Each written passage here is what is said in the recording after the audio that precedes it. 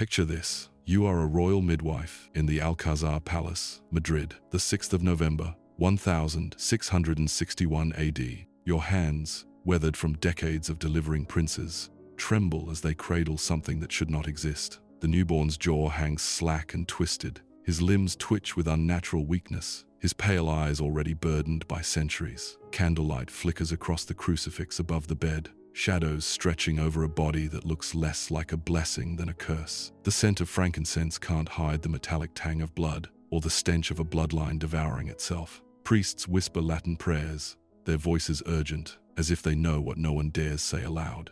This child, Charles II of Spain, carries in his bones the sins of generations. Every Habsburg marriage of cousin to cousin, uncle to niece, has led to this moment. His mother, Mariana of Austria, also his first cousin, receives him with eyes torn between love and horror. Everyone knows the truth. This boy was born to die. The wind howls through the palace corridors like the screams of ancestors, and in that sound, you hear the death rattle of the most powerful empire the world has ever known. This child will wear the crown of Spain, the Netherlands, half of Italy, and vast territories across the New World. But his body, this broken, twisted vessel, will never truly rule anything, not even itself. Before we descend into his tragic story, like, subscribe, and tell me where you're watching from. It's incredible that across centuries, we're still bound together by stories like this. To understand Charles II, we must first understand the Habsburg obsession that created him. For over 2 centuries, the most powerful family in Europe had practiced a form of marriage that would have been forbidden among common peasants.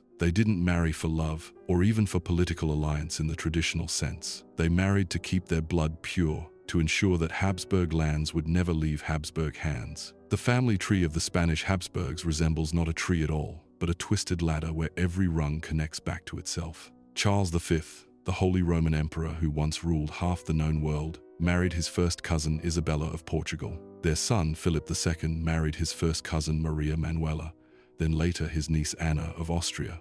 Philip III married his first cousin Margaret of Austria. Philip IV, Charles's father, married his niece Mariana of Austria. Each generation, the genetic noose tightened. The famous Habsburg jaw, a protruding lower jaw that made speaking difficult and eating nearly impossible, grew more pronounced with each incestuous union. What began as a minor family trait became a deformity so severe that it would literally prevent the last Habsburg king from chewing his food. But the jaw was just the visible symptom of a deeper corruption. Medical researchers studying the Habsburg family tree have calculated that Charles II was more inbred than the offspring of a brother and sister. His parents shared 12 of their 16 great-great-grandparents. In genetic terms, Charles had the diversity of a plant that had been cloned for 4 generations. The Habsburg courtiers spoke of blood purity and divine appointment, but what they had actually created was a genetic catastrophe. Every recessive trait, every hidden weakness, every dormant disease had been concentrated and magnified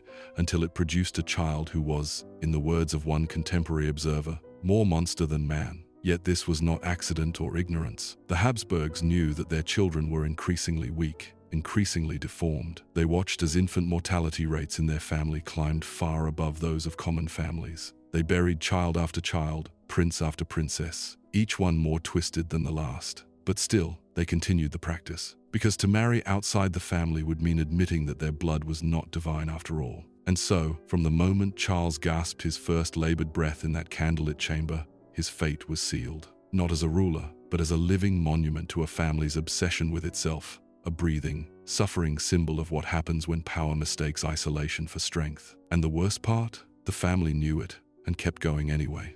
Charles II should have died in infancy. By all medical logic, by every law of nature, this broken child should have lasted days, perhaps weeks. Instead, he lingered for 4 decades, a testament to both human resilience and the terrible persistence of life even in its most corrupted forms. His childhood was a parade of horrors disguised as royal privilege. He could not walk until he was 8 years old, his misshapen legs unable to support even his underweight frame. When he finally took his first steps in the marble corridors of the Alcázar, courtiers wept not from joy, but from the terrible pity of witnessing something that should have been impossible. His speech was nearly incomprehensible, his oversized tongue struggling to form words around teeth that grew in twisted rows. The Habsburg jaw had reached its ultimate expression in Charles. His lower jaw protruded so far that he could not chew solid food, requiring servants to pre-digest his meals into a gruel-like consistency. Foreign ambassadors who visited the Spanish court wrote in horrified fascination about the king who drooled constantly and whose words emerged as wet, slurred approximations of human language. But perhaps most disturbing of all were the seizures. Charles would collapse without warning, his body convulsing as if possessed by demons. His eyes would roll back until only the whites showed, and foam would pour from his mouth while his limbs jerked in unnatural patterns. In an age when supernatural explanations dominated medical understanding, these episodes convinced many that the king was literally bewitched, earning him the nickname El Hechizado, the Bewitched. The Spanish court became a bizarre theater of desperate remedies. Physicians fed him potions made from ground unicorn horn and powdered mummy flesh. Priests performed endless exorcisms, believing that demons had taken residence in the royal body. The king was surrounded by holy relics, fragments of the true cross, vials of saints' blood, pieces of bone from martyred apostles, as if proximity to holiness might cure what generations of sin had wrought. Mothers would cross themselves when Charles passed, and servants would whisper prayers to ward off the evil eye. The very sight of him was considered unlucky, as if his deformities were contagious, as if the curse that had created him might spread to anyone who looked too long upon his twisted features. Yet perhaps the most tragic aspect of Charles's childhood was his intelligence. Trapped within that broken body was a mind that understood, at least partially, what he was and what he represented. Court observers noted that he would sometimes stare at his reflection in polished silver plates with an expression of profound sadness, as if even at a young age he grasped the cruel joke that fate had played on him. He was surrounded by luxury that mocked his suffering, silk sheets that could not comfort his aching bones, golden goblets he could barely lift to his lips, mirrors that reflected back a face that would have been pitied in a peasant and was instead crowned with the authority of divine right. But Spain didn't need a miracle child, it needed a king. When Philip IV died in 1665, 4-year-old Charles became the most powerful monarch in the world while being unable to control his own bodily functions. The Spanish Empire stretched from the Philippines to Peru, from the Netherlands to Naples. Silver fleets carried the wealth of the New World to Madrid. Armies marched under the Spanish banner across Europe, and diplomats from every nation sought audience with the Spanish court. All of this power rested nominally in the hands of a child who could barely stand upright. The reality of Charles's reign was that he never truly ruled at all. His mother, Mariana of Austria, served as regent, but even she was merely a figurehead controlled by court factions, ambitious nobles, and Jesuit confessors who saw the king's weakness as an opportunity to advance their own interests. The boy who sat on the throne of the world's greatest empire was himself the most powerless person in the kingdom. Court ceremonies became elaborate charades designed to hide the king's incapacity from foreign observers. Charles would be propped up on his throne, his head supported by hidden cushions, his hands positioned carefully to conceal their constant trembling. Courtiers would whisper his responses to visiting dignitaries, creating the illusion that the king was speaking when in reality he could barely form coherent words. The Spanish court developed an intricate code of gestures and signals to manage the king's public appearances. A slight nod from a courtier might mean that Charles needed to be taken away before he began drooling too visibly. A particular arrangement of flowers might signal that the king was having a good day and could remain in public view for a few more minutes. Foreign ambassadors wrote dispatches that read like horror stories. The Venetian envoy described Charles as short, lame, epileptic, senile, and completely bald before the age of 35, always on the point of death but repeatedly reviving. The French ambassador noted that conversations with the king were impossible because his tongue is so large that he can barely speak, and his saliva runs from his mouth continuously. Yet these same ambassadors were required to bow low before this twisted figure, to address him as Your Catholic Majesty, and to pretend that they were in the presence of divine authority. The elaborate etiquette of the Spanish court continued unchanged,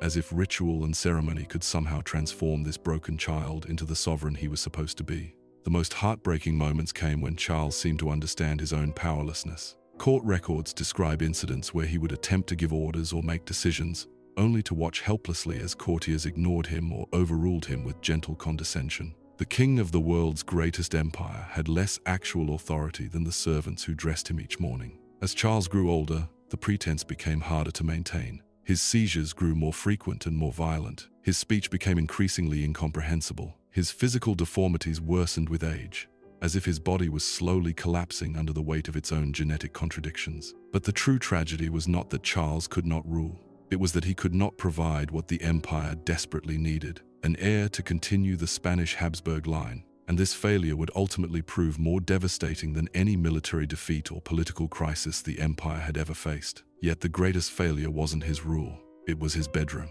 At the age of 18, Charles II was married to Marie-Louise of Orléans, the beautiful niece of Louis XIV of France. The wedding was celebrated with magnificent pageantry. Fireworks lit the Madrid sky, bells rang from every church tower, and the streets flowed with wine. But behind the public celebration, the marriage was a medical experiment disguised as a diplomatic alliance. Marie-Louise was 15, healthy, and fertile. She had been chosen not for political advantage, but for her potential to produce the male heir that the Spanish Empire desperately needed. Court physicians examined her extensively before the marriage, documenting her wide hips, regular menstrual cycles, and family history of successful pregnancies. She was, in their clinical assessment, a perfect breeding vessel for royal succession. Charles, meanwhile, could barely function as a man, let alone as a husband. His sexual development had been as stunted as the rest of his physical growth. Court physicians had spent years trying to stimulate his masculine development, with increasingly bizarre remedies, feeding him ground rhinoceros horn for virility,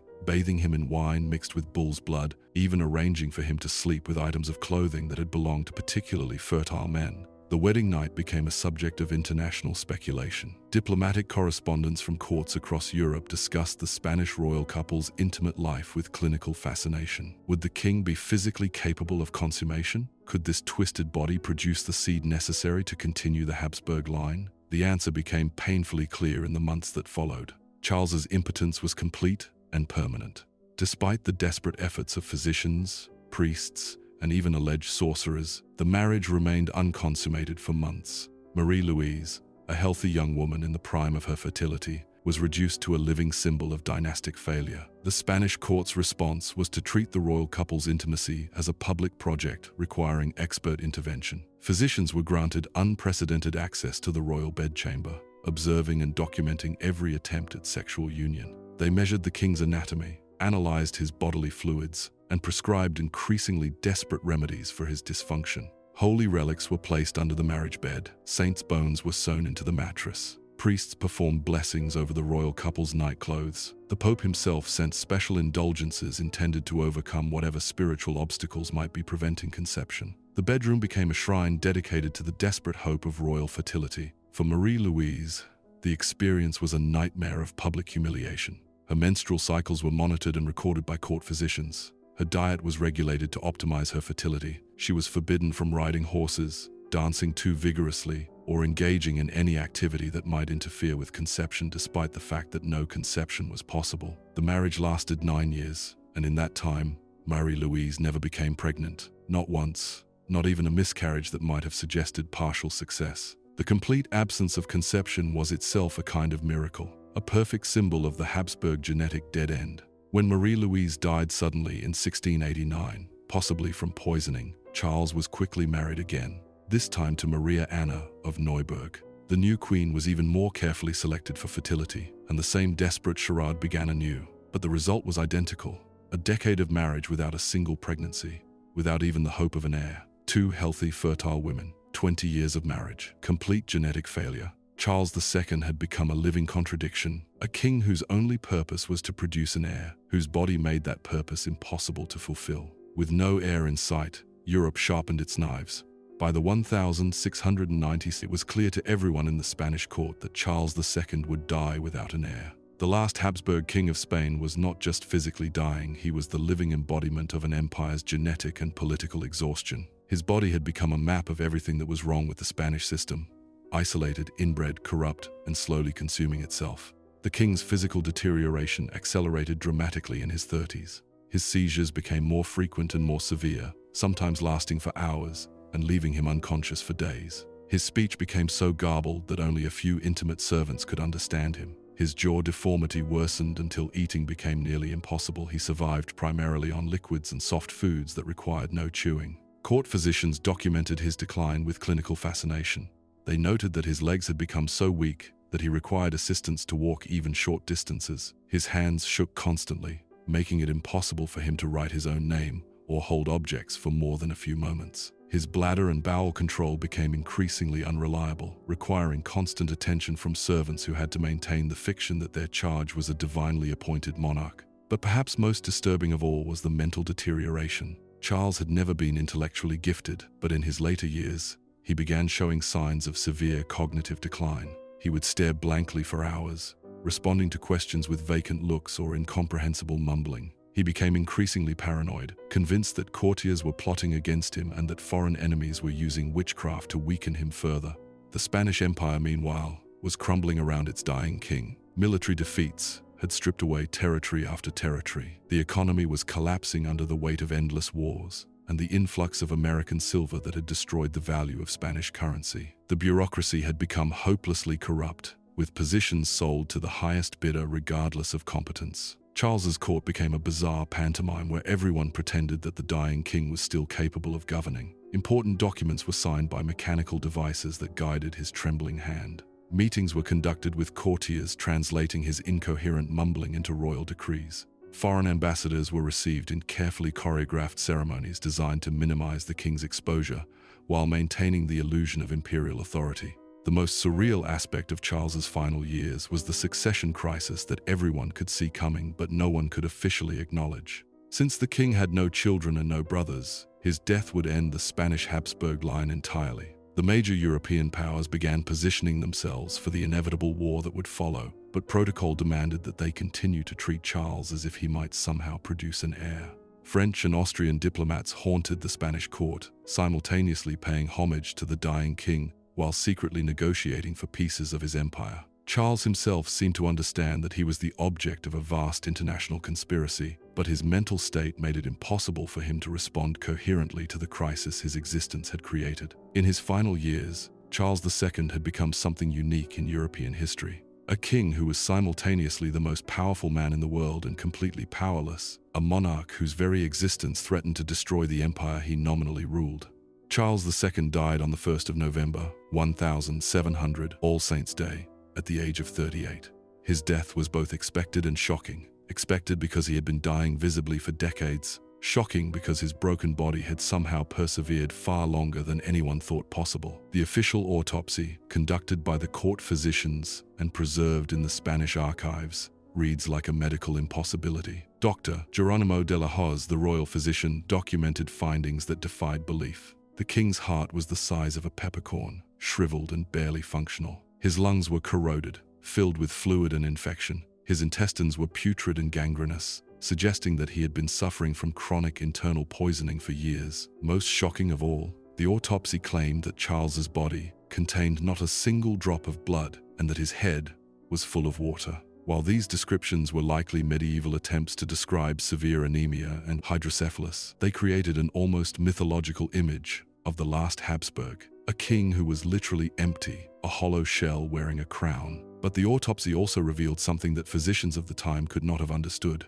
the complete failure of sexual development that had doomed the Spanish succession. Charles's reproductive organs were described as infantile and completely withered. Modern medical analysis of the Habsburg genetic tree suggests that Charles suffered from a combination of conditions that would have made fathering children impossible, even if he had been otherwise healthy. The symbolic power of these medical findings was not lost on contemporary observers. The Spanish Empire's final king was revealed to be as hollow and corrupted internally as his empire had become externally. His body had become a perfect metaphor for Habsburg rule, impressive in appearance from a distance, but revealed upon close examination to be rotten at its core. Within hours of Charles's death, the Spanish court erupted into chaos. The king had finally named Philip of Anjou, grandson of Louis XIV, as his heir. But this decision triggered the War of Spanish Succession that would ravage Europe for over a decade. The same Habsburg obsession with blood purity that had created Charles's deformities also ensured that his death would be followed by international warfare. The autopsy findings were kept secret for decades, but they eventually leaked to foreign courts, where they were received with a mixture of horror and fascination. The image of the empty king, the hollow monarch whose body contained no blood and whose head was filled with water, became a powerful symbol of dynastic decay. European nobility, who had been practicing their own forms of strategic inbreeding for centuries, began to reconsider the wisdom of marrying too closely within their own families. The Habsburg example had become a cautionary tale that would influence royal marriage patterns for generations to come.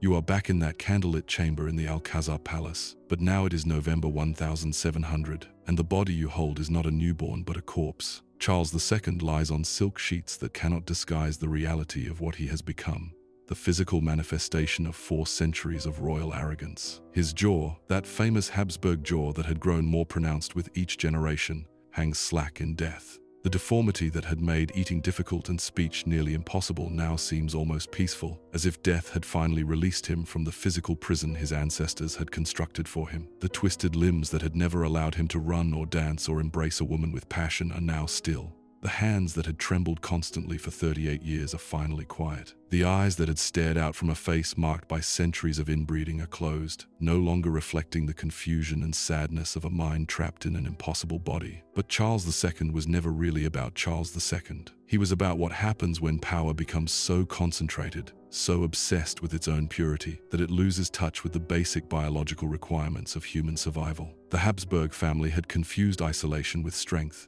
had mistaken genetic homogeneity for divine appointment. Every marriage between Habsburg cousins had been justified as preserving the sacred bloodline. Every union between uncle and niece had been blessed by priests who spoke of royal blood as somehow different from, superior to, the blood of common people. But biology doesn't recognize divine appointment. Genetics doesn't respect royal titles. Charles's body was the final accounting of this system. Every recessive gene, every genetic weakness, every hereditary flaw had been concentrated and magnified until it produced a king who was the perfect symbol of what the Habsburg system had actually accomplished: the systematic destruction of its own genetic future. The most inbred royal family in Europe had succeeded in creating the most powerful empire the world had ever seen, and then used that very success to destroy themselves. They had conquered continents, but could not conquer the basic mathematics of heredity. They had accumulated unimaginable wealth, but could not purchase genetic diversity. Charles II's face,